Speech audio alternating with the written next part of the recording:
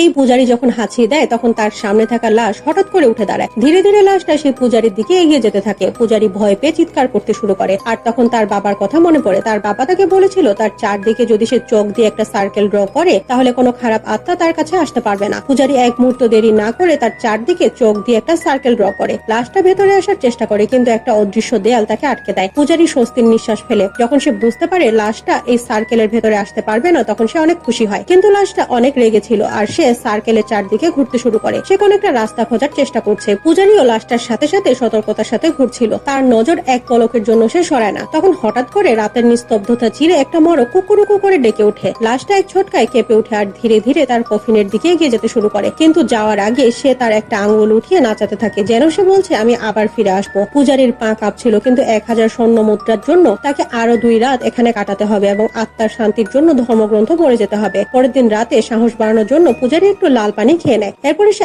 আবারও ঘরের ভেতরে এসে চোখ দিয়ে একটা সার্কেল ড্র করে। লাল পানির নেশায় সে এখন অনেকটাই বেখেয়াল হয়ে গেছে। আজ সে আগের থেকে অনেকটা সাহসী হয়ে গেছে। শুধু তাই না, আজকে সে লাশকে গালিও দেয়। আর তখন কফিনটা বাতাসে ভাসতে শুরু করে এবং অনেক জোরে সেই সার্কেলটার সাথে ধাক্কা খেতে থাকে। পূজারীর লাল পানির নেশা 1 সেকেন্ডের মধ্যে একেবারেই হারিয়ে যায়। সে ভয় পেয়ে জোরে জোরে ধর্মগ্রন্থ পাঠ করতে শুরু করে। এমন সময় কফিনের ঢাকনা হঠাৎ করে খুলে যায় আর লাশটা উঠে বসে। সে যে কোনো উপায়ে ভেতরে যাওয়ার রাস্তা খুঁজছিল। এমন মনে হচ্ছিল যেন সে পূজারীর জীবন না নিয়ে শান্তি পাবে না। ভয় পেয়ে পূজারী তার জুতা তুলে লাশটার দিকে ছুড়ে দেয়। সে সময় মরক আবারও কুকুরুকু করে ডেকে ওঠে। লাশ এবং কফিনটা হাওয়ায় ভাসতে ভাসতে আবারও তার নিজের জায়গায় চলে যায়। এখন পূজারীর সাহস সম্পূর্ণভাবে ভেঙে গেছে। সে ডিসাইড করে এখন আর সে কোনোভাবেই এখানে থাকবে না। কিন্তু যখন সে এই কথা এখানে থাকা জমির মালিকদের বলে তখন তারা পূজারীর এই কথা একেবারেই বিশ্বাস করে না। পরের দিন সকালে উঠে পূজারী যখন আয়নায় নিজেকে দেখে তখন সে দেখতে পায় তার সবগুলো চুল সাদা হয়ে গেছে।